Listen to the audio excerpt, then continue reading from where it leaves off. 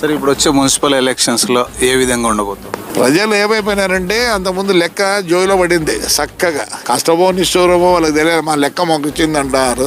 మా వాళ్ళు ఏమో చెప్తున్నారు మొత్తం ఎన్నో 83 ఏమో ఉన్నాయి, మొత్తం 83 గెలుస్తామంటున్నారు. నాదైతే కష్టంగా ఉంది అనుకుంటాను నా వరకు. ఎందుకంటే మేము సరైన పద్ధతిలో రాష్ట్రంలోనే తాడపత్రి అంటే ఇలా ఒక చూపు చూస్తారు. ప్రతిపక్షంలో ఉన్నప్పుడే మీరు గెలిచారు, ఇప్పుడు పాలకపక్షంలో ఉన్నారు మీరు. అందుకు పాలకపక్షం ఉన్నవాడు ఎప్పుడు ఓడిపోతాడు, సరిగ్గా చేసిండాడు.